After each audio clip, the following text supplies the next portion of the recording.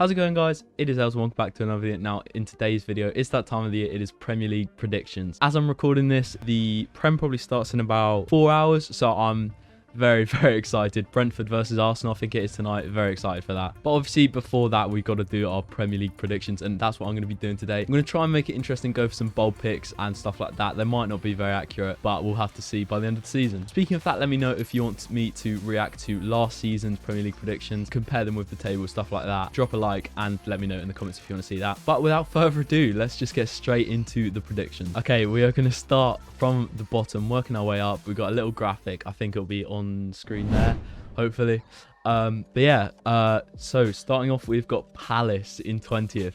Now, obviously, some may say this might be a bit of a biased pick, obviously, Brighton fan and all that. Throughout this list, I've tried to get like a balance between what I want to happen and what I think will happen. And this is kind of my best balance. But I think Palace in 20th could be a bit of a shock result this season. Obviously, new manager Roy Hodgson has left. Been pretty poor the last few seasons. He's managed to keep them up, but just about. Yeah, a bit of an inexperienced manager. They've made a couple of good signings in Gueye and Anderson, like a couple of decent ones, nothing major. And obviously, their attack does look pretty decent with the likes of Zaha and Eze, as much as I hate to say it. However, I just don't think they have enough quality further back, like defensive midfield. And you know, I think maybe this could be the season where it all goes wrong for them. New inexperienced manager, and you know, maybe they'll finally go down after finishing pretty poorly for the last few seasons. Right, on to 19th, we've got Norwich. Now, a bit of a yo-yo club, as everyone knows, and I think almost everyone I've seen doing videos like this, tweets like this, have said Norwich are going down in 20th. I do rate them a little bit higher this season. Obviously, last few times they've been in the Prem, it hasn't gone too well, and last time out they just didn't have the quality. Now this time they've got a few more players that they've been signing. They've got Sargent, decent striker from the Bundesliga, I think I saw the other day. Signed Rashika, got a decent card on FIFA, doesn't really make him a baller in real life. Also signed Ben Gibson and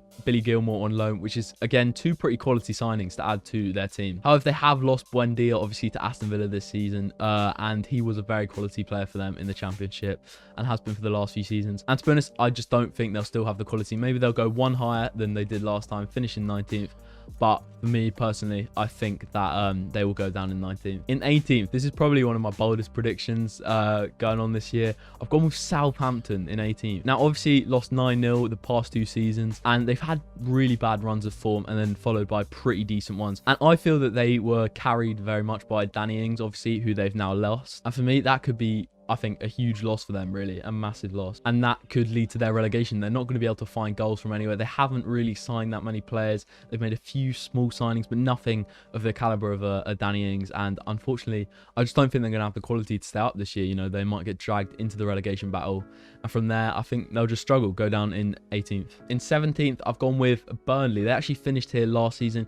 They've had a bad season the last few seasons. Sean Dyche somehow always finds a way to keep them up, and that's why I'm going to put them in 17th. You know, they're always just somehow managed to stay up. They haven't got much like ambition in the club, as you see. They've got decent they've got a few decent players like Chris Wood up top and stuff like that, but you never see them like pushing forward. They've just been kind of sitting down the last few years, moving down. Not made too many signings really. Obviously, they got Collins from Stoke, but aside from that, not much. And I think it's going to be another disappointing season for them. They might get dragged into a relegation battle, but I think they'll just stay up. Into 16th, now we've got Watford. Now, at first I was thinking they might get relegated. Obviously, they've got a cycling GK, so automatically up 2 places. But no, they've actually had a decent window. They've brought in people like Josh King, Danny Rose, Dennis from like Club Bruges, I think it is, and Loser from Nantes. Now, obviously, I think a couple years ago they had, you know, luck wasn't really on their side. They just went down like barest the margins really, and I think they were unlucky. But coming back into the Prem, they probably are going to struggle a little bit. It's always tough in the Prem, hardest league in the world. And you know, I think they'll do all right, but no higher than 16th for me. 15th, we got Newcastle. Now they actually haven't got a bad side. They got like Wilson, St. Maximin. I think I saw they're going to retain Willock, who they had on loan last season from Arsenal. And he's a quality player. He's going for the consecutive goals record, trying to beat Vardy, because I think he's on 9 in a row at the moment, which is, you know, like pretty crazy. And to be honest, they should be doing better. They've got a huge club, let's be honest. They are a big club, and they've got decent squad, but they just haven't made any signings except for Willock. That is literally their only signing. Not much going out either, pretty boring. And obviously they're trying to get new owners. The fans aren't happy with their current owner. They'll do all right next season, but just no higher than 15th really for me. 14th, we've gone with the final promoted side, Brentford. Now, out of the 3 promoted sides, one of them tends to always do pretty decently, and this year I think it's going to be Brentford. You know, they've always been a solid team in the Championship. got unlucky like 2 years ago trying to come up, and then this year they've come up, and fair play to them. I mean, a couple signings, they've got Aja and Onyeka, 2 decent signings. I don't know too much about them, but not too bad. And to be fair, they could be pretty bad. They could be in a relegation battle, and they probably still will in 14th. But I think that, you know, they're going to be the best of the 3 and stay up. You know, they've always been a pretty quality side in the Championship.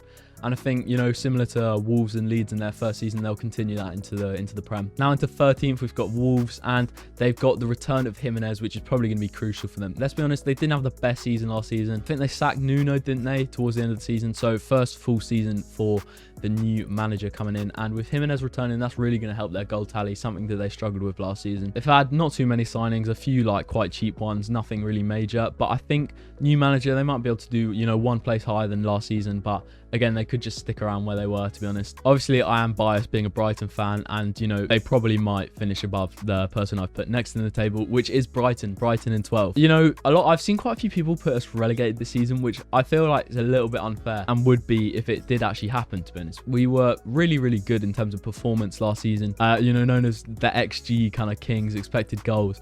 We just can't score, and in my opinion, we do really need another striker. Welbeck is very injury prone, and we just weren't able to score enough goals last season. But we've been linked with a couple, you know, Edouard from Celtic, I think 1 from like Benfica, and we have made a signing of Mwepu, I think around £20 million from Salzburg.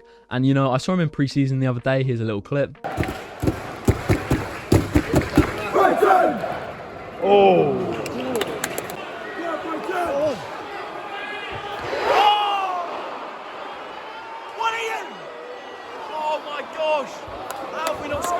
He wasn't too bad, bit of a decent player really, but I think if we don't score enough goals, we are going to be in a relegation battle. There's no doubt about that. We have been every season, and I know we haven't been in the relegation zone for like since we started the Prem.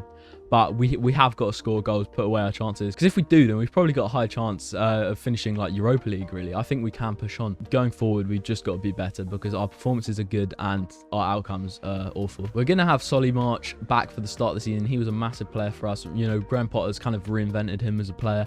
And hopefully Tarek Lamptey returning soon. Not too sure. He's been out for so long, but hopefully... They said maybe might see him after the international break, so we'll have to see. Anyway, moving on from Brighton, I could go on for hours about how we can't score. But in 11th, I've put Villa. Now, obviously, big loss of Jack Grealish. You know, massive player for them, club legend, really. I think they could struggle without him, you know.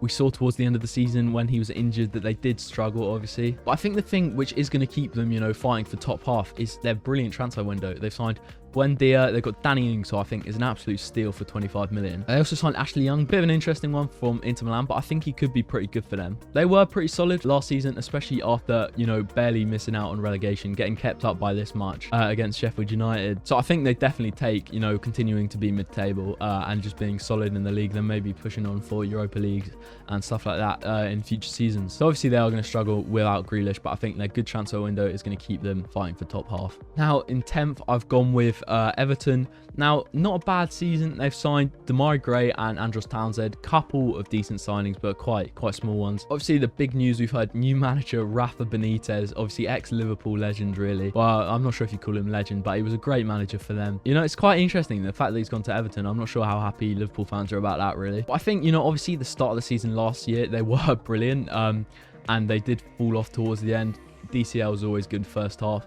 But I think, you know, it might be more of the same this season, you know, maybe fighting for Europa, but probably finishing behind just in 10th. And then maybe Rafa, once he's rebuilded a bit, they'll be able to push on again in future seasons. But for me, I'm going to say 10th this season. Now into 9th, we've got Leeds. Now, obviously had a brilliant first season back last season. And, you know, I think it's going to be more of the same. They've made one major signing in Junior Firpo from Barcelona, I think it was.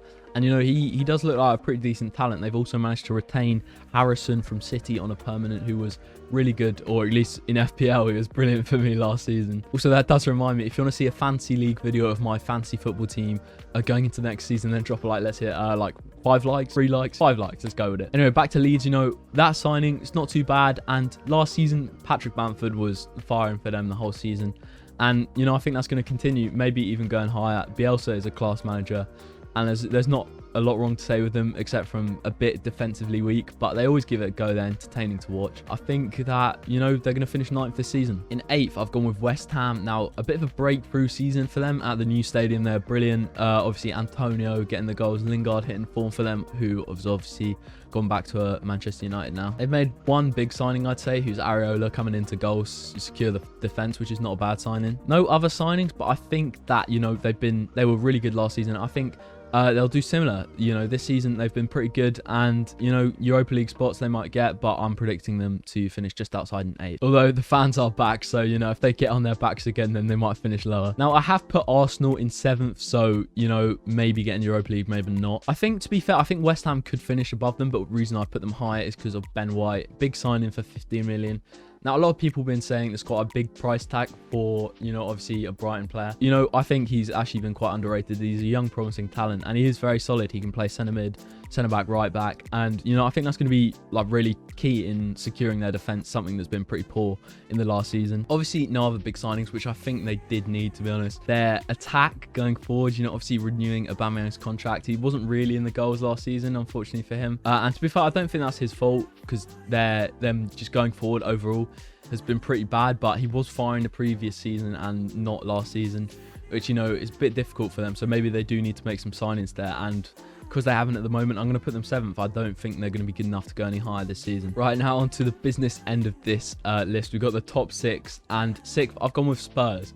Now, in fairness, I really do think they could finish higher in 5th, because signing Romero and Brian Gill, 2 really good signings. Key one for me, Romero, because they had to secure that defense. They were always pretty bad in defense and midfield, and that's one aspect that, you know, they've kind of secured there, which is really good. I think they're going to be playing a back 2 of him and Sanchez next season, because obviously they have lost Toby Alderweireld to Qatar. It's going to be a pretty decent partnership for them, but they do need to improve their midfield.